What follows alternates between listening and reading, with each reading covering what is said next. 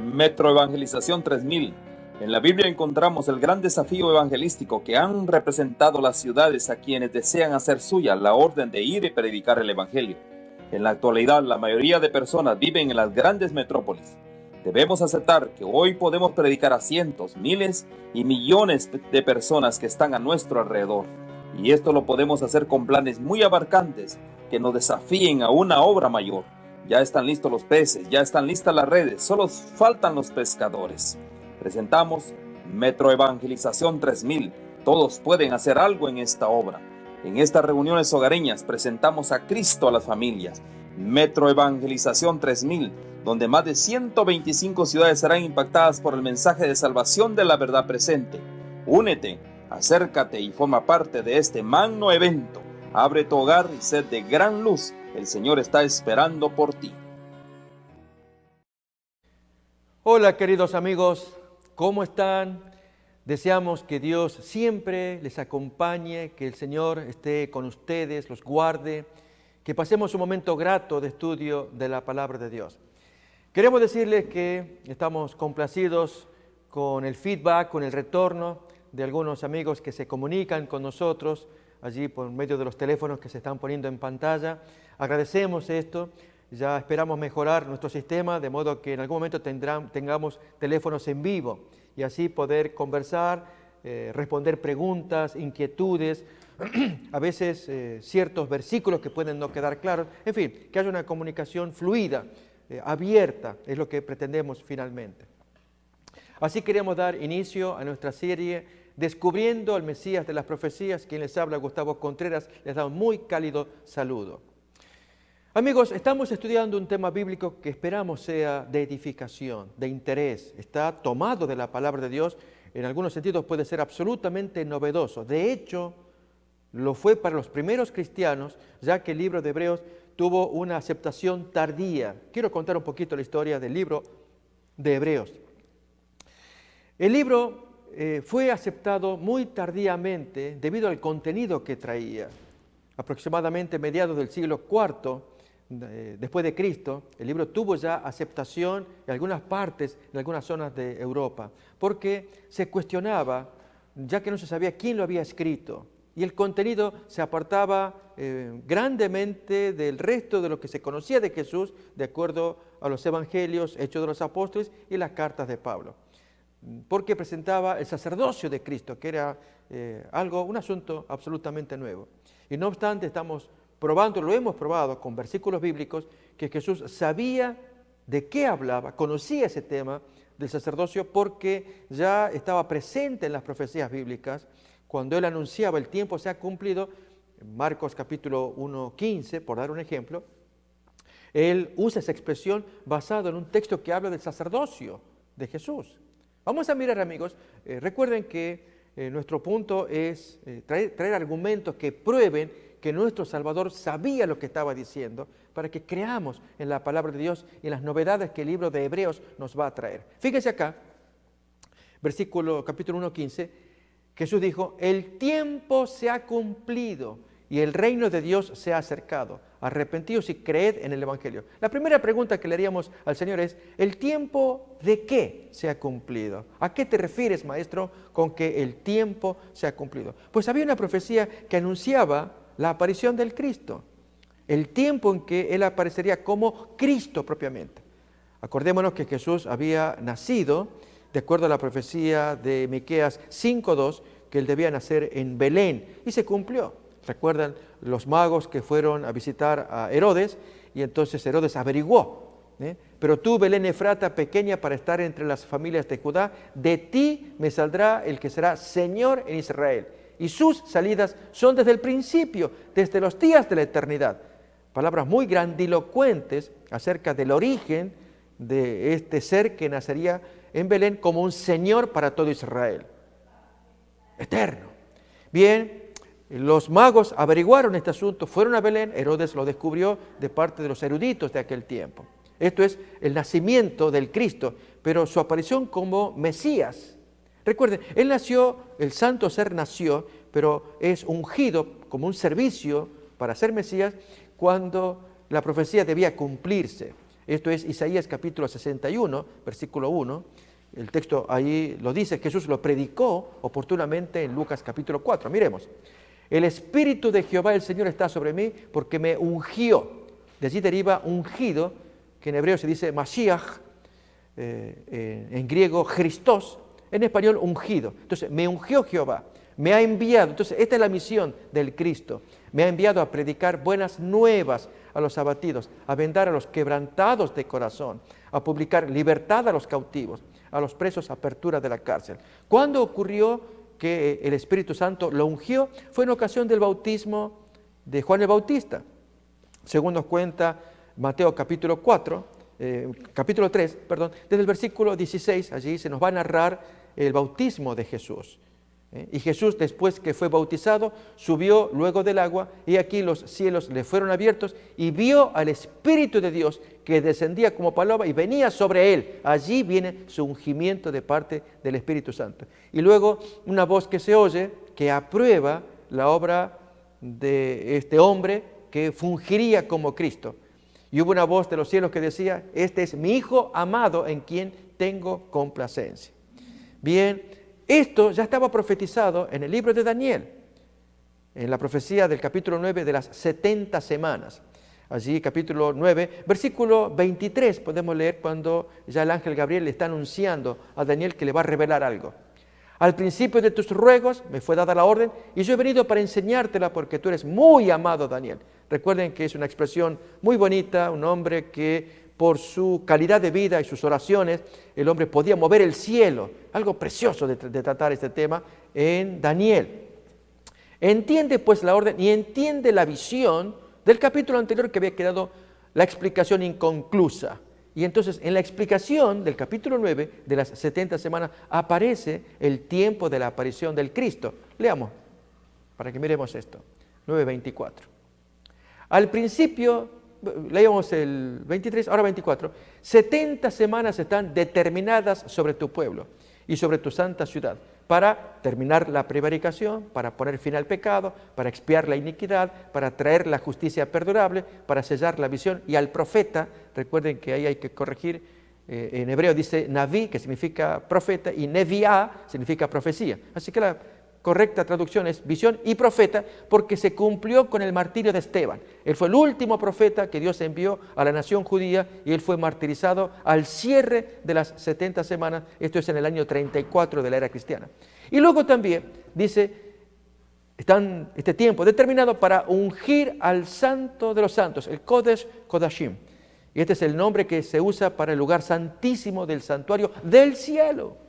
Efectivamente, cuando Jesús muere en la cruz, acordémonos, Mateo 27, nos cuenta que el velo se partió de arriba abajo, en forma milagrosa. Se rompió el velo y quedó expuesto un lugar prohibido de mirar. Solamente el sumo sacerdote, una vez al año, podía entrar en el lugar santísimo. Ahora estaba expuesto, todo el mundo lo podía mirar. Ya no era más santo, porque a partir de la muerte de Jesús del año 31, se va a habilitar el santuario del cielo. Esto es cuando Jesús, luego de resucitar, permanecer 40 días en la tierra, sube al cielo para ungir el lugar santísimo, tal como Éxodo 40 cuenta del ungimiento de todo el santuario para que Aarón comience a fungir como sacerdote primero, sumo sacerdote una vez al año.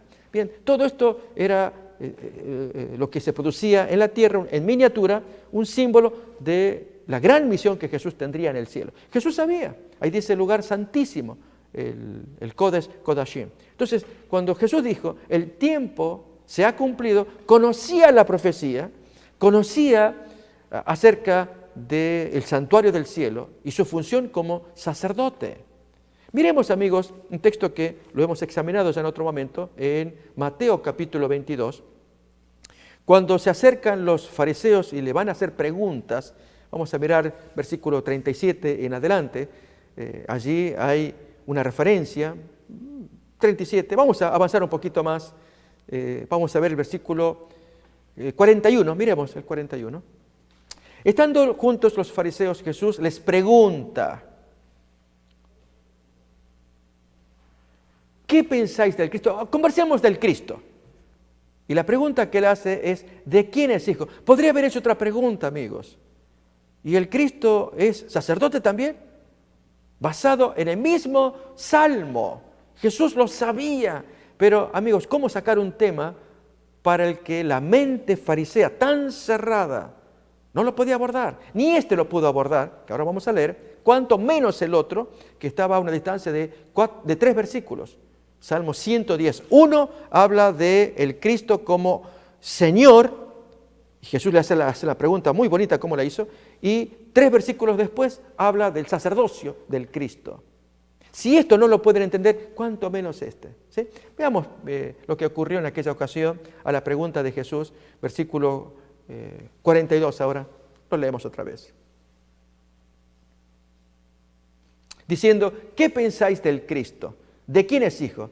Y de David, lógicamente, es ese hijo, así se decía, es el hijo de David.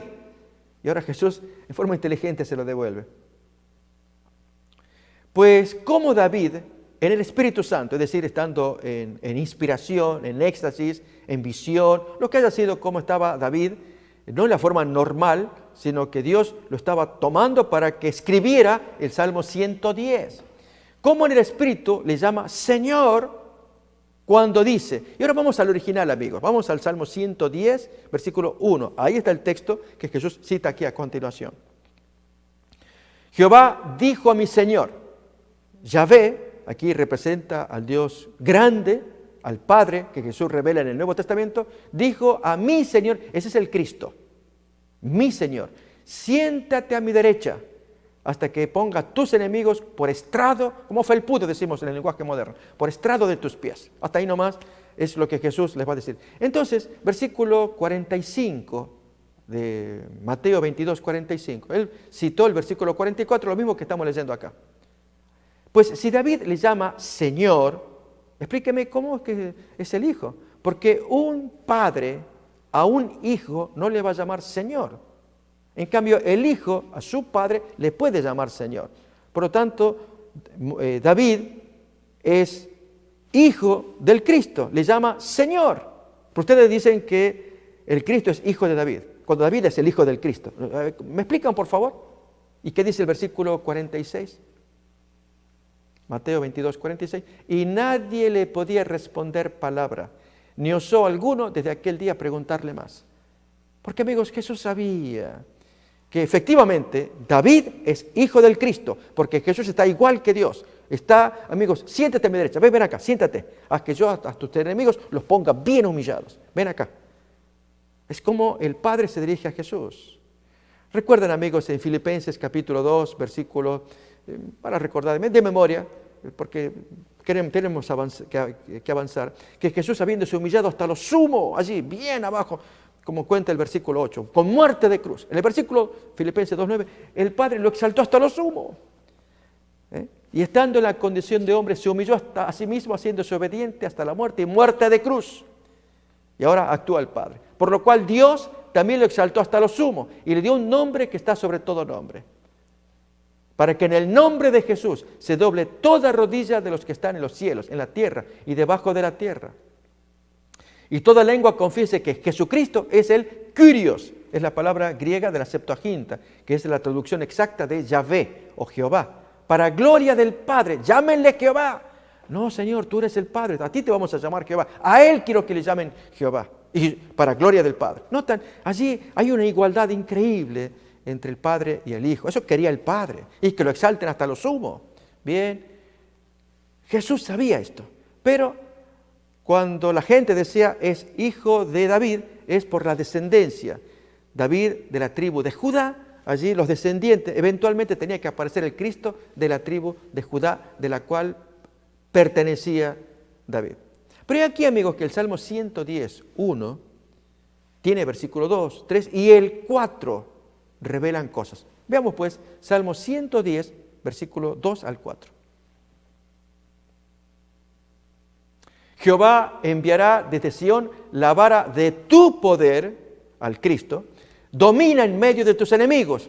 Palabras del Padre dirigidas al Cristo. Tu pueblo se te ofrecerá voluntariamente en el día de tu poder. Así es, amigos. ¿Quién no se ofrece en gratitud voluntariamente a nuestro amado Salvador? En la hermosura de la santidad. Desde el seno de la aurora tienes tú el rocío eterno de tu juventud, siempre, porque se lo ganó con derecho, amigos, la salvación, porque se arriesgó hasta lo sumo para salvarnos, amándonos, y Él obtuvo la victoria. A este ser que está sentado a la derecha, el Padre le dice lo siguiente en el siguiente versículo. Juró Jehová y no se arrepentirá. Tú eres sacerdote para siempre, según el orden de Melquisedec. ¿Notamos? Y este texto, amigos, el libro de Hebreos lo va a explicar abundantemente. Tema que ya vamos a llegar cuando miremos el libro de Hebreos. El sacerdocio de Cristo. ¿Sí? Este es el tema que nos ocupa en esta ocasión, en esta serie Descubriendo al Mesías de las Profecías. Y atribuimos el mérito de Hebreos al Espíritu Santo, que es a quien Jesús encomendó la tarea de glorificar al Maestro. Él tomará de lo mío, me glorificará y os lo hará saber. San Juan capítulo 16, versículo 14. Cuando el Espíritu Santo opera, lo hace inspirando a un escritor. Escogió a Pablo. Y allí que escriba todo lo que tenga que escribir del libro de Hebreos. Él me glorificará, porque tomará de lo mío y os lo hará saber. Bien, amigos, en la exposición de la carta a los Hebreos, estamos estudiando el capítulo 4. Haremos un repaso de ello, porque es una verdad nueva, reveladora. ¿Cuál es? La exaltación del sábado, el día del Señor. Quiero contarles esto. Dije que ustedes pueden consultar en cualquier introducción, cualquier literatura que hable de Hebreos. Uno puede buscar en bibliotecas, en internet, una introducción al libro de Hebreos. Y vamos a descubrir que ese libro fue uno de los libros tardíos en ser aceptado. Los cristianos al comienzo veían un libro pero esto es del Señor. Tiene un tremendo mensaje, pero aquí hay problemas. Uno, no se sabe quién lo escribió. Efectivamente, no dice quién lo escribió. Se nota que es muy temprano el libro, porque en la forma en cómo lo narra capítulo 9, que se están ofreciendo ofrendas, significa que no se había destruido el santuario judío. Esto fue destruido en el año 70 de la era cristiana. Por lo tanto, el libro tiene que ser anterior al año 70, es decir, en tiempo pleno de los apóstoles. De hecho, los evangelios, suponen los estudiosos, que fue escrito en la década del 60, 70, el más tardío, el evangelio de Juan, por la década del 90. Todos los libros del Nuevo Testamento antes del año 100 de la era cristiana, en el tiempo de los apóstoles. Y por lo tanto, Hebreos está dentro de esa línea, que su tiempo más tardío para ser escrito tiene que ser antes de la destrucción de Jerusalén, ya que el libro menciona que se están ofreciendo ofrendas todavía en ese tiempo. Otra característica que el libro tiene es que se lo nota autoritativo al hombre que lo escribe, porque él les enseña, hasta les dice, les reprocha, después de tanto tiempo hay que darles leche a ustedes. Fíjense cómo termina el capítulo 5, voy a invitar a que leamos esa porción, donde el autor se siente triste con su congregación. Muy posiblemente escribe un sermón. Ya dijimos las razones por las cuales creemos que es más un sermón que una carta, pero lo escribe a su congregación. Y entonces él, apenado, va a decir, después de tanto tiempo ustedes ya debieran ser maestros entre ustedes. Y en lugar de ello, tengo que darles leche en lugar de vianda. Porque la vianda es para quien ya tiene sus sentidos ejercitados para todo el bien. Pero en cambio ustedes están como iniciándose después de tanto tiempo. O sea, un líder que escribe con autoridad. Vamos a leer el texto, les invito.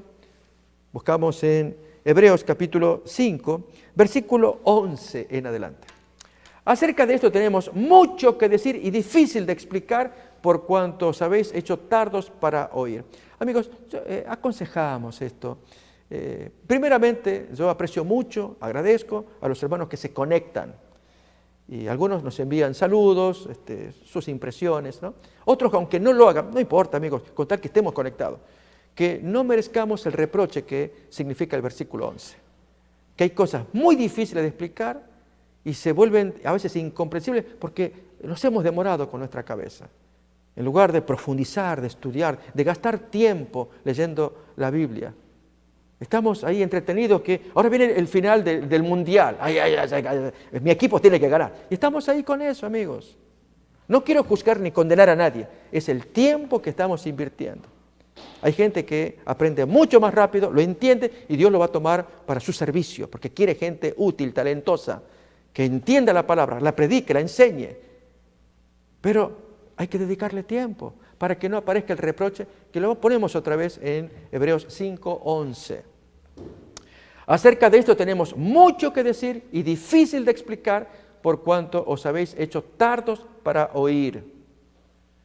Versículo 12. Porque debiendo ser ya maestros, después de tanto tiempo, tenéis necesidad de que se os vuelva a enseñar cuáles son los primeros rudimentos de las palabras de Dios. Y habéis llegado a ser tales que tenéis necesidad de lechita y no de alimentos sólidos. ¿Nos damos cuenta? Así que ya vamos a mirar esta porción más adelante, estudiarla con detención. Dios quiere, amigos, y yo me gozo, si estamos escuchando, conectados, que nos provoque el libro de Hebreos. ¿Cómo provoca el capítulo 4, dije recién, donde se exalta el tema del sábado? So, vamos a repasarlo y ver con nuevos versículos la voluntad de Dios en esa porción. Decimos esto, amigos, porque al cometerse un error de parte de quienes lo recibieron en el primer siglo, para la gente del primer siglo era natural el argumento, muy natural. Pero cuando fue pasando el tiempo, si para el siglo IV, mediados, ya comienza a ser aceptado el libro, allí había campeado, había prevalecido la observancia dominical, había prevalecido la postura particularmente de la Iglesia de Roma. Amigos, yo les invito a que si ustedes quieren averiguar del tema, en Wikipedia vean el artículo Cuartodecimanos. Es el gran conflicto que hubo en el segundo siglo y aún en el tercero, entre la Iglesia popular de aquel tiempo, muchos pastores de Europa especialmente, contra un grupo que consideraban rebelde o refractario, los cuartodecimanos. ¿Quiénes eran estos? Todos cristianos. Pero los cuartodecimanos eran cristianos que guardaban lo que hoy llamamos Semana Santa. ¿Sí? Cuando llega Semana Santa, hace poquito lo tuvimos, y que recordamos allí la festividad de la Pasión de Cristo, primero el jueves de la Pasión, cuando Él inaugura allí la Santa Comunión, al día siguiente que llega a ser martirizado, luego el Sábado Santo y el Domingo de Resurrección. ¿Nos acordamos? ¿Sí? Entonces decimos esto, la Semana Santa. Bien, esta práctica es antiquísima, ya de los tiempos del segundo siglo se habla de ello. Pero aquí que hubo dos vertientes. La vertiente de los cuartodecimanos, que eran cristianos que se basaban en el texto bíblico y guardaban el recuerdo anual de la Semana Santa, de la Pasión de Cristo, pero siguiendo el modelo que trae el Evangelio, y es que llegada la fiesta de la Pascua de los judíos, en lugar de celebrar la Pascua judía, celebraban la Santa Cena, pero en los mismos tiempos, simultáneos. ¿Y esto qué significa? Que usaban el calendario como usan los judíos, el mes primero, el mes de Nisan, al 14º día, cuartodecimanos. ¿Entendemos? Entonces eran cristianos que usaban el 14º día del mes, de allí el nombre cuartodecimanos. Es decir, el día 14 del mes de Nisan, que es la orden que da el libro de Éxodo. Cuando llegue el día 14, allí ustedes separen el cordero, que va a ser un recuerdo de la liberación de Egipto. Es el Pesaj hebreo, ¿sí?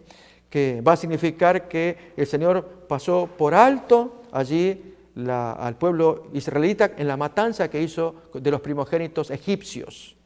Y entonces la gente tenía que estar preparada, allí todo leudado, todo preparado en sábanas, con el báculo, porque los van a correr a todos ustedes. Y ustedes despojen a toda la población, pídanle las joyas, la gente se los va a dar así, porque van a estar hartos de ustedes por las desgracias que yo voy a hacer con esa gente. Una cosa maravillosa, tremenda, que nos cuenta el libro de Éxodo, capítulo 10, 11, 12, que aparecen estas historias. Bien, lo cierto es que el Pesaj, la Pascua judía, evoca la liberación de Egipto. Pero cuando Jesús, Él va a celebrar su propia Pascua, como cuentan los evangelios, Él toma la fecha de los judíos, pero inaugura Él su propia Santa Cena. Y entonces Él dice, esto es mi cuerpo, esta es mi sangre, y entonces allí se abre una nueva versión de la Pascua, con un cordero de por medio, que ahora no solamente mira hacia el pasado, sino mira hacia el futuro. Esto es un recuerdo de la pasión que me va a tocar en horas más. Fue lo que les dijo a los discípulos. Y efectivamente, al celebrar nosotros la Pascua de Jesús, tenemos el recuerdo. nos recuerda la liberación de los israelitas, pero mucho más nos recuerda a Cristo que nos libera del pecado. Y entonces estos primitivos cristianos guardaban esa celebración el 14º día. Pero he aquí que surge una nueva onda, y fue una onda política, amigos, que se inicia en Roma y también en Alejandría, allí en el norte de Egipto, cuando uno mira el mapa, norte de África. ¿Y cuál era la onda? Es evitar la persecución del Imperio Romano, que la tenía contra los judíos, y para no ser confundido con judíos, estos nuevos cristianos sacan su nueva onda, y es amoldarse al medio ambiente. Y el medio ambiente tenía como día común el día domingo, día de recreación, un día off, diríamos hoy, donde no hay actividades, hay distensión, hay alegría. Entonces la gente se movía, y para evitar problemas con la policía del Imperio Romano, que andaba persiguiendo judíos, un cristiano que no quiere identificarse con un judío, aunque utiliza los mismos elementos, la misma Biblia, Antiguo Testamento, el mismo Cristo, profetizado en las profecías mesiánicas, cumplido en los tiempos del Nuevo Testamento, prácticas, ritos, pero los cristianos se distinguían. Los judíos, ellos guardan la circuncisión, nosotros guardamos el bautismo, así que no hay paralelo, no somos judíos nosotros. Los judíos, ellos guardan la Pascua judía, nosotros guardamos la Pascua cristiana, que es Cristo. Los judíos guardan el sábado, nosotros guardamos el domingo. Oh, amigos, una cosa tremenda que ya en días más queremos prometer que vamos a lanzar una nueva serie que queremos poner al alcance de los amigos, que se titula Sábado o Domingo, una historia del cambio del día sagrado. Y se va a poner en videos, documentado allí, qué es lo que pasó en aquellos días. Y cuando miremos, amigos, que más que base bíblica, aquí no la hay, sino bases políticas, sociales, del entorno que ocurrieron, para que los cristianos de aquel tiempo tuvieran que tomar actitudes diferentes para poder sostenerse, sobrevivir en medio de un imperio, el romano, que castigaba bien recio, mayormente a los judíos primeramente, porque eran rebeldes. Y luego entonces va a tomarla con los cristianos también, pero los cristianos que eran limpios, honestos, consagrados, como fue el apóstol Juan, quien escribió el Apocalipsis. Bien, con esto surge, dije, el conflicto entre los cuartodecimanos y los cristianos dominicales. Aquí tenemos una imagen de la serie que ya se va a presentar en pocos días más, ya lo lanzaremos al aire para que podamos estar al tanto también de esta información. Entonces, este conflicto crece tanto que para el año 191, el obispo Víctor I de Roma, él es el que decreta, esto lo va a contar Eusebio en su famosa Historia Eclesiástica, en el tomo 5, de los 10 libros que tiene, en el libro 5, ahí cuenta esa historia, en el capítulo 23. Ahí cuenta qué pasó con el obispo Víctor I en el año 191. Él se cansó de los cuartodecimanos, gente rebelde, quedan amputados del cristianismo. Y los pastores, colegas de él, de Europa, principalmente Ireneo, que era pastor en Francia, él se acerca y le dice, cálmate, porque tus antecesores de Roma, recordemos, estábamos hablando del obispo romano, lo que con el tiempo se va a llamar papa. Él tiene tal autoridad que ordena la amputación de esa gente. Que entonces Ireneo le dice, mira a todos tus antecesores. Y se llega hasta el último, el primero de ellos, que es Sixto I, año 115. Y creemos, por ese testimonio de Ireneo, que este señor es el que inició la nueva onda de dejar a los cuartodecimanos de costado e iniciar la nueva onda dominical. Bueno, a partir de ellos, todos guardaron lo que estamos guardando todos, que es la celebración de la Semana Santa en domingo, que siempre caiga en domingo. No según el cuartodecimano, el 14º, que varía el día, puede caer en cualquier día de la semana. Y siempre esta gente anduvo en armonía con estos otros cuartodecimanos. Si siempre hubo armonía, por favor, déjalos en armonía. Y así fue.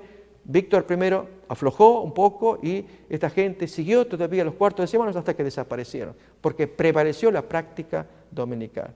Amigos, que esto nos ayude a entender que así como le pasó a los cuartodecimanos, le pasó a Jesús la oposición de las enseñanzas que él traía y cuánto fue frenado. Pero este tema de la carta a los Hebreos, capítulo 4 en particular, los cuartodecimanos enseguida lo agarraron. Claro que sí. Pero los cristianos que ya fueron influidos por la postura dominical, cuando llega el siglo IV, año 350 y demás, y el libro ya va a ser aceptado, ellos no entienden el conflicto del reposo. Si el reposo para ellos es el domingo, ¿qué tiene que ver el sábado? No, les cuesta. Hasta el día de hoy, amigos. Por eso es que ahora es tan importante un libro que lamentablemente se lo aceptó tardíamente, por problemas de los mismos lectores. Ya lo había dicho el autor de la carta, ya lo hemos leído, Hebreos 5:11. Hay muchas cosas que yo quiero explicar, que son difíciles, pero las tengo que decir, pero ustedes necesitan lechita. Lo hemos leído recién, lo leemos otra vez.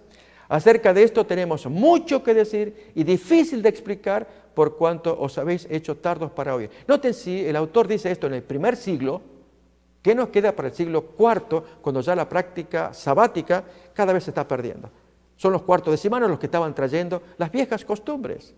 O sea, cristianos de pura cepa, de puro origen bíblico, en contraste con la onda dominical, que es una onda que empieza en Roma, sigue a Alejandría de Egipto, y entonces va prevaleciendo hasta el día de hoy, ha campeado. Y son pocos los que van a tomar la Biblia, tal como dice el texto bíblico, aún desafiando la postura popular. Amigos, cuando ocurre esto, lógicamente uno dice, pero no, el texto significa otra cosa. Hebreos 4 apunta a otra cosa. De eso queremos hablar. Apunta a lo que el autor quiso que apuntara. Y es que en el caso del reposo, sabatismos, esto lo hemos comentado, amigos, vamos a repasar nuevamente. Es una palabra que el mismo Justino, San Justino, que murió mártir, que le escribió sus obras famosas, las dos apologías, él murió en el año 165 de la era cristiana. Pero su libro que descuella es Diálogo con Trifón, una muy ácida crítica a la práctica sabática del judío Trifón. El libro, recuerden, se llama Diálogo con Trifón.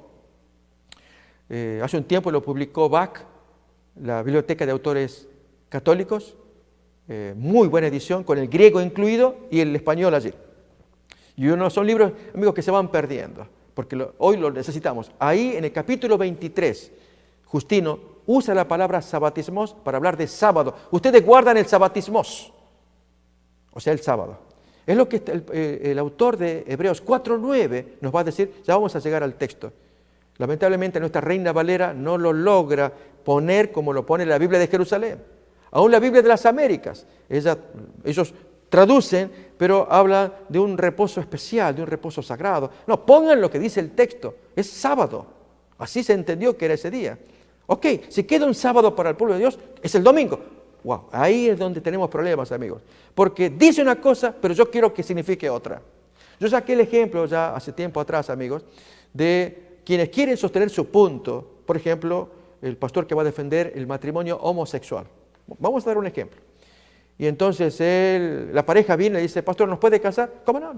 Yo soy liberal, no tengo problema, yo lo voy a casar. Ok, ¿y qué bendición le va a dar? ¿Con qué texto sagrado? Lógico, traigo la Biblia. Pues si la Biblia no habla de eso. Bueno, pues yo voy a hacer que parezca. Amigos, busquemos otra Biblia. Inventemos otra Biblia, si queremos. Y entonces démosle la bendición. Pero la Biblia, la que nosotros usamos, lo condena. ¿Cómo vamos a decir algo si aquí lo está condenando? O sea, ¿vamos a retocar el texto que diga otra cosa? En los 10 mandamientos, allí cuando se dice en el 7º mandamiento que no cometer adulterio, en el 10º mandamiento no codiciarás, ¿qué? Vamos a tener que retocar, no codiciarás el marido de otro. El marido de otro, no lo codicies. Esos 2 varones se han casado, tú no andes mirando el marido. O 2 mujeres casadas. No codicies la esposa de la otra. Vamos a tener que retocar así para que el texto diga eso. Nos damos cuenta, amigos, que el texto lo tenemos que respetar. Somos nosotros los que cambiamos. Y en el caso del sabatismos de Hebreos 4:9, claramente dice el texto así, pero va a arrojar más luz, que es lo que queremos comentar, que el texto, amigos, habla no del sábado mío o del hombre, que hay que guardar el sábado, es el sábado de Dios. Cuando Él encontró placer, reposo, y le dice a la gente, entren allí, porque si no entran hay problemas. Entrar en una comunión especial de Dios, de un placer que Él tiene. Eso lo queremos mirar. Vamos pues entonces a leer Hebreos capítulo 4, versículo 1 en adelante. Quizás, amigos, vamos a variar. Habíamos leído la Reina Valera 60, fue nuestra versión favorita, es la más común, pero podemos usar la Biblia de las Américas quizás, o la Biblia Católica de Jerusalén, para variar, amigos, y ver la traducción lo más fiel posible. Y especialmente cuando llegamos, aquí los versículos claves van a ser el 9, sabatismos, el 10 y el 11, donde allí se nos da una exhortación. El autor está creando un concepto nuevo, o sea, bíblico, pero para la gente del primer siglo, que guardaban el sábado. Guárdenlo porque es el sábado de Dios, no el de ustedes. Amigos, hay cosas que son mandatos. Voy a dar un ejemplo. Mandatos para nosotros. Cásense, sean felices y hagan mi voluntad. Y entonces el marido con la novia allí que se casan y son felices, ignorando que esa felicidad no es tanto la del hombre, es la de Dios. Cuando Dios dice, se sonríe, eso es lo que yo quiero que hagan. Esténse juntos. Pero hay cosas en las que no encontramos felicidad y sin embargo sigue siendo felicidad de Dios. Así como los mandamientos representan el carácter feliz de Dios, a Él le gusta, segundo mandamiento, no se arrodillen ante las estatuas. No quiero que hagan eso. Pero es que yo veo el Miguel Ángel, el Moisés de Miguel Ángel, el David de Miguel Ángel. Me quedo pasmado, que yo me postro no en adoración, sino en aplauso, semejante obra. Recuerdan que Miguel Ángel dijo a una de estas obras, ¡habla, habla! Porque era majestuosa tanto el Moisés como el David, que él había construido con su escultura. Pero Dios no tolera que el hombre se le arrodille. Aquí tenemos, es enorme esa estatua de 5 metros, y allí tenemos una dama haciendo una señal. Fue justamente esta estatua en la que Miguel Ángel trabajó para embellecer una obra de arte, de escultura, ¿sí? Especialmente las proporciones del cuerpo. Con Moisés ocurre lo mismo también. Bien, a pesar del ingenio humano, Dios dice, tengan cuidado, no se arrodillen, no vayan a darle culto a alguna hechura humana. Y amigos, tengamos cuidado cuando a veces nos postramos ante el cuerpo de una mujer o el cuerpo de un hombre. Son muy hermosos, la mujer y el hombre, y uno queda adorando ese cuerpo. Cuidado, no sea que ofendamos a Dios, que dice, a mí, si se van a arrodillar, háganlo también. Yo soy el creador, yo a ustedes los puse así, arriba. Bien, así como cada uno de los mandamientos. El tercero, no tomarás el nombre de Jehová tu Dios en vano. Estamos enojados y nos sale la adrenalina por todo lado. Y Dios es el primero que va a ligar cuando estamos enojados. Dios dice, cuídense, yo no se los voy a perdonar, yo no lo voy a tomar por inocente al que tome mi nombre en vano. Entonces, si nos enojamos, gritémosle las piedras, pero a Dios no. Y cuando llega el cuarto mandamiento, el descanso sabático, amigos, el séptimo día de la semana, es algo que a Él le agrada, aunque a mí no me gusta. Entonces, ese es el tema que hoy vamos a estudiar de Hebreos capítulo 4, versículos 9 y 10, particularmente junto con el 11. Pero para ello arranquemos con 4.1 del libro de Hebreos. Vamos pues. Ahí tenemos la versión de la Biblia Católica de Jerusalén. Temamos pues, no sea que permaneciendo aún en vigor la promesa de entrar en su descanso, alguno de vosotros parezca llegar rezagado. También nosotros hemos recibido una buena nueva, lo mismo que ellos. Pero la palabra que oyeron no aprovechó nada a aquellos que no estaban unidos por la fe a los que escucharon. Entonces, esa palabra no se les pegaba en el corazón a la gente que oía y por lo tanto era infructífera. Amigos, la palabra es como una semilla que se esparce y depende de la tierra a donde cae la semilla. ¿Recuerdan la parábola del sembrador? La tierra representa nuestros corazones. Y allí el sembrador tira una semilla, cae al costado del camino, vienen los pájaros y se la llevan. Otra semilla cae allí en tierra, pero no al costado, sino cae en tierra, pero hay mucha piedra. Y no puede profundizar, y entonces no echa raíces, viene el sol, la quema, se terminó. Otra cae en mejor tierra, pero hay muchas espinas. La planta quiere surgir, pero la espina lo ahogan.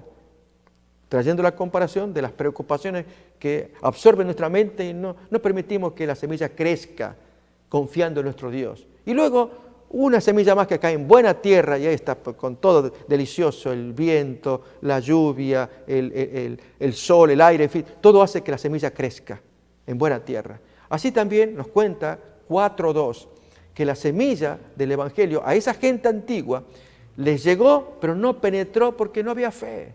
La tierra estaba dura. Leamos otra vez Hebreos 4:2. También nosotros hemos recibido una buena nueva, lo mismo que ellos.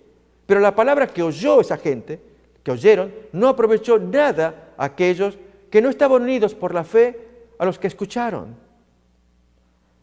No había unidad ni en la semilla que se esparcía, Moisés que revelaba la palabra, la gente que tenía que escuchar. ¿Cuál era la unidad? Moisés estaba solo, muchas veces se encontraba aún incluso con su familia. Acuérdense, Números capítulo 12, su propia hermana carnal, Miriam, cuestionando allí que se había casado con una negrita, una etiópica. Cush significa Etiopía, que era Séfora. Versículo que sigue, 3. De hecho, hemos entrado en el descanso los que hemos creído, según está dicho, por eso juré en mi cólera, en mi ira, no entrarán en mi descanso. Recuerden, amigos, que ya estudiamos esta porción del Salmo 95, versículos 7 al 11. Ahí aparece todo el argumento del apóstol Pablo, donde él hace su razonamiento, que hay un juramento que dice, esta gente se portó tan mal que yo juré, no van a entrar en mi descanso, en mi reposo. Voy a invitar a que leamos otra vez el Salmo 95, versículo 7, porque va a ser el centro de toda la reflexión que tiene el apóstol Pablo en Hebreos capítulo 3 y 4. Porque Él es nuestro Dios, nosotros el pueblo de su prado y ovejas de su mano. Si oyeres hoy su voz, no endurezcáis vuestro corazón como en Meribá, como en el día de Masá en el desierto, refiriéndose a las aguas de la rencilla de Números capítulo 20, donde me tentaron vuestros padres, me probaron y vieron mis obras. 40 años estuve disgustado con la nación, porque después de eso, ya poco tiempo después, ya estaban llegando a la tierra prometida. Y yo dije, pueblo es que divaga de corazón y no han conocido mis caminos. Por tanto, juré en mi furor, no van a entrar en mi reposo. La pregunta, amigos, es, ¿qué significa el reposo? Esa va a ser la clave. Y para algunos entrar en el reposo es entrar en la gracia, entrar en la salvación. ¿Será? Ahí es donde queremos analizar qué significa esa palabra. Por otro lado, el apóstol Pablo en Hebreos 4 nos habla de un reposo que Josué no dio. Pero el texto bíblico dice que sí lo dio, allí en Josué capítulo 21, texto que ya vamos a mirar. Entonces uno se pregunta, ¿pero lo dio o no lo dio? Es que ahí se usa la palabra reposo, pero en Hebreos 4 va a un reposo más personalizado, más íntimo. Un reposo que necesitamos hurgar. A ver, ¿a qué se refiere Pablo con eso de que entren en mi reposo? Porque Pablo dice, Josué no les dio, pero sí les dio acá, según capítulo 21. Ya vamos a mirar versículo 42 en adelante. Entonces, aquí el significado del reposo, sabatismos, va a tener otro significado. Pero leamos entonces, estamos en el capítulo 4 de Hebreos, versículo 3, lo repasamos nuevamente. De hecho, hemos entrado en el descanso los que hemos creído. Según está dicho, y acá se lo dice en forma inversa, por eso juré en mi cólera, no entrarán en mi descanso, porque no creyeron. Entonces los que creen sí entran. Y eso que las obras de Dios estaban terminadas desde la creación del mundo. Y a partir de aquí, amigos, es donde el autor de Hebreos va a crear un diálogo absolutamente novedoso, porque en realidad es novedoso. Y es tomar el sábado de la creación, el descanso dado en la creación, para un diálogo, y que consiste en que ese sábado va a estar separado de las obras de la creación. En otras palabras, va a tomar la semana y la parte en dos. 6 días de creación, eso está terminado, pero hay un séptimo día, al cual le va a llamar descanso o reposo, que se renueva, se renueva, se renueva. Esto no se renueva, esto se terminó. Esta renovación semanal de este sábado es a donde finalmente el apóstol, el autor de Hebreos, va a decir, métanse allí. Y lógicamente uno diría, pero si siempre los judíos guardaron el sábado, pero no la forma como lo está diciendo el apóstol, que ese sabatismos es de Dios, que le produce gozo a Él, mientras que el judío cuando guarda el sábado, amigos, hay textos como Amós capítulo 8, ya vamos a mirar ya oportunamente, donde el sábado es cuándo se va a caer la persiana, cuándo esto para que yo siga haciendo plata. ¿Qué forma de guardar el sábado? Ese no es el sábado de Dios, es el sábado del hombre. O aún en Nehemías capítulo 13, que Nehemías tiene que ordenar, cierren las puertas, dejen de comerciar. Y cuando empezaron a hacer esta reforma, Nehemías, porque la gente violaba el sábado comerciando, la gente, ¿ustedes se imaginan que ellos guardaban el sábado con alegría? Nehemías sí, los otros no, a fuerza.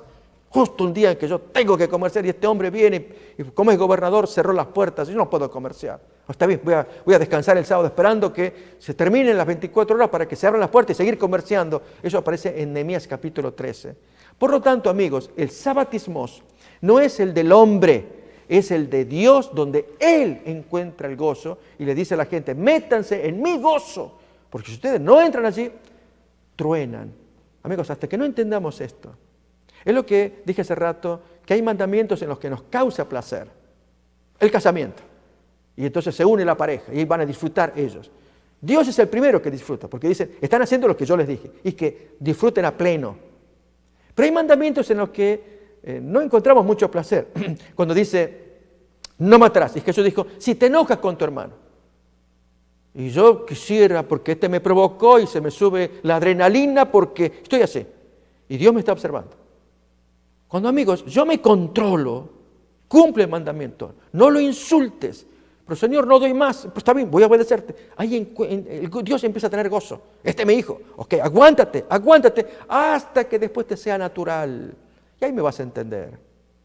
Así es el enunciado del capítulo 58 del libro de Isaías, texto que ya vamos a mirar, donde le dice, ese es mi día santo, es mi delicia.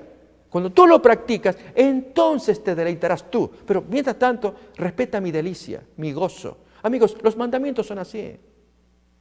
Representa el gozo de Dios porque el Hijo decide aceptar. Luego vendrá nuestro gozo. Al comienzo no hay gozo. ¿O acaso hay gozo cuando hay que obedecer? ¿Saben? Manejando aquí en las calles de Los Ángeles con los stops y todas las señales. A fuerza. Yo mismo tuve que practicar, cuando entré a manejar aquí, acostumbrado a mi desordenado manejo de Argentina. No respetando señales, que es típico en muchos países. Y entonces aquí tuve que a fuerzas frenar, me decían los amigos, pastor, hay un stop, pare, porque la policía lo mira, si usted sigue andando, le van a sacar ticket. Y tuve que aprender. Ahora me siento tan incómodo si no llego a practicar, que me pasé sin querer el stop, que no vea el policía, pero me siento mal. Pero para quien dio la ley, ellos se sienten conformes, ok, están cumpliendo, no tenemos que renegar con accidentes porque están cumpliendo con las leyes. ¿Recuerdan? Por lo menos en mi país, al frente de las vías del tren, pare, mire, escuche, es típico, porque está la señal de la vía del tren. Cuando usted va a cruzar en su carretera, aparecen las vías férreas, pare, mire, escuche, es la única señal que yo recuerdo, aquí es frecuente, en todos lados aparece. Al comienzo molesta, pero cuando usted lo practica, ya le parece natural, hay que hacerlo. Y uno se goza porque dice, yo con esto ahora disfruto que manejo seguro, nadie me va a atropellar, aunque lamentablemente aparecen accidentes de gente que no cumple esas leyes. Así que, mirando este concepto, amigos, recordemos que Dios quiere que el sábado, del sabatismos de 4:9, que ahora vamos a mirar, no es mi gozo, es el gozo de Dios. Cuando yo lo practico, recién voy a entender el gozo de Dios y ahí será mi gozo, como cuenta Isaías 58, 13 y 14. Pero antes que leamos esos textos, vamos a mirar cómo se desarrolla el concepto de Hebreos 4, 3 y 4. Es Pablo el que trae el concepto de la semana en la que divide en dos partes. Los 6 días, las obras terminadas, y el séptimo, descanso, que se renueva semana a semana. Miremos pues.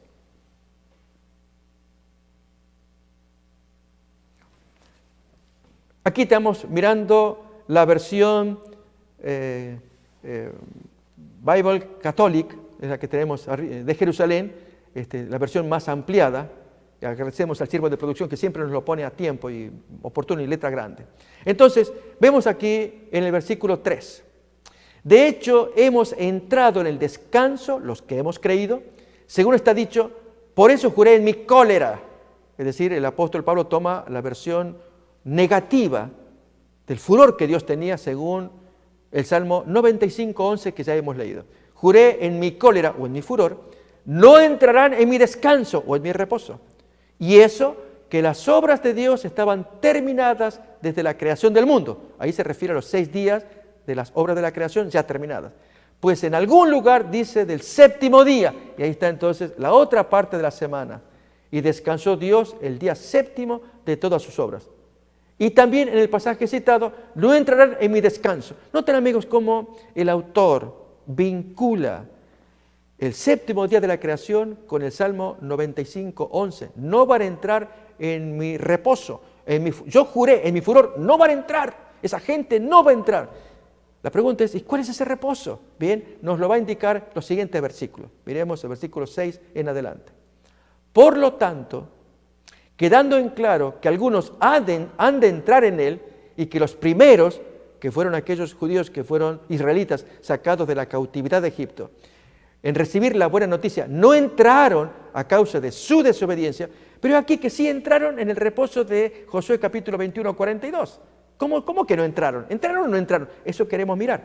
Dice otra vez el versículo 6, por lo tanto, quedando en claro que algunos han de entrar en él y que los primeros en recibir la buena noticia no entraron a causa de su desobediencia, vuelve a señalar un día, hoy, diciendo por medio de David, al cabo de tanto tiempo, como queda dicho en el Salmo 95:7, si oís hoy su voz, no endurezcáis vuestros corazones.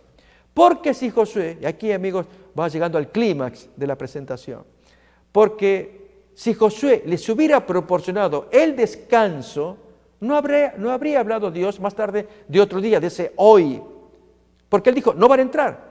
Pero ocurre que, la pregunta es en el versículo 8, ¿les dio Josué sí o no el reposo, el descanso? Bien, ahí está el texto señalado. Vamos pues entonces a Josué 21, versículo 42, donde nos dice que sí les dio, pero acá está diciendo que no les dio, es porque es otro reposo. Así como hemos creído que es el reposo de la gracia, que en Cristo yo entro porque acepto por fe, ya entro en el reposo de Dios. Amigos, aquí tenemos que hilar fino para ver qué me está diciendo el apóstol, el autor de Hebreos. Vamos pues entonces a Josué 21:42 para leer que sí se les dio el reposo a esa gente. Y estas ciudades estaban apartadas la una de la otra, cada cual con sus ejidos alrededor de ella. Así fue con todas estas ciudades. De esta manera dio Jehová a Israel toda la tierra que había jurado dar a sus padres, y la poseyeron y habitaron en ella. Y Jehová les dio reposo alrededor, conforme a todo lo que había jurado a sus padres, y ninguno de todos sus enemigos pudo hacerles frente, porque Jehová entregó en sus manos a todos sus enemigos. No faltó palabra de todas las buenas promesas que Jehová había hecho a la casa de Israel, todo se cumplió. Volvemos nuevamente a Hebreos capítulo 4:8. Saben, amigos, que se entendería mejor si el texto dijera, en lugar de Josué, Moisés. Ahí sí se entiende que Moisés no pudo darles el reposo porque esa gente murió. En cambio, los hijos heredaron la tierra prometida. Bien, leamos otra vez Hebreos capítulo 4:8. Porque vamos a leer de otra manera, vamos a poner a Moisés. Porque si Moisés les hubiera proporcionado el reposo, no habría hablado Dios más tarde de otro día. Efectivamente, porque Moisés no pudo darlo. Pero no es Moisés. Efectivamente, con Moisés esa generación no pudo entrar. Josué sí les pudo dar a los descendientes, pero tampoco Josué les pudo dar. Entonces, ¿qué reposo es ese? Efectivamente, amigos, heredaron la tierra prometida, pero no entraron en la delicia de Dios, porque esa gente volvió a las andadas. Muerto Josué y toda aquella generación, en el primero y segundo capítulo de Jueces, ahí se nos muestra que la gente volvió a los ídolos de los vecinos de alrededor, los cananeos. Entonces, ¿dónde está el reposo de Dios? ¿Dónde está la obediencia? Miremos entonces capítulo 4:9 de la Biblia de Jerusalén. Por lo tanto, es claro que queda un descanso sabático para el pueblo de Dios. Pues quien entra en su descanso es el descanso del gozo, tema que vamos a mirar en la siguiente emisión, los detalles de ese gozo que Dios tuvo el primer sábado. Ese es el gozo que Dios lo quiere repetir. También esa persona que entra en el reposo de Dios, él descansa de sus trabajos, al igual que Dios descansó de los suyos, haciendo referencia a Génesis capítulo 2. Entonces, versículo 11, miren el llamado que se nos da. Esforcémonos pues por entrar en ese descanso de Dios, no el descanso nuestro del séptimo día de la semana. Es el descanso en que Dios, Él se gozó con Adán y Eva el primer sábado en que Dios creó ese sábado, ese descanso, para que nadie caiga imitando aquella desobediencia. Amigos, vamos a mirar en la siguiente emisión los contenidos de ese primer sábado, el que Dios creó, el que inventó Él, luego de los 6 días de la creación, y disfrutó con la pareja. Vamos a ver ese gozo que Dios tuvo, y ese es el que le llama sabatismos. Entren en ese gozo de Dios. Y si entran, entonces van a descansar de sus obras, como yo ya lo hice, descansé de las mías. Esforcémonos, pues, por cumplir el mandamiento. Amigos, deseamos que todos seamos gozosos, felices, escuchando a Dios, leyendo los textos, agradándole. Cuando estudiemos más a fondo, en la siguiente emisión, esos contenidos de ese primer gozo de Dios, es suficiente, Dios lo gozó, Dios lo ordenó, ¿por qué yo voy a andar peleando? Que quiero ver a un patriarca que haya guardado. Dios es lo máximo. Bien, todo esto lo vamos a discutir en la siguiente emisión. Mientras tanto, amigos, aferrémonos a nuestro Salvador, gocémonos en la comunión con Él. Él es nuestro amante Salvador. Hasta la siguiente emisión, que Dios los bendiga.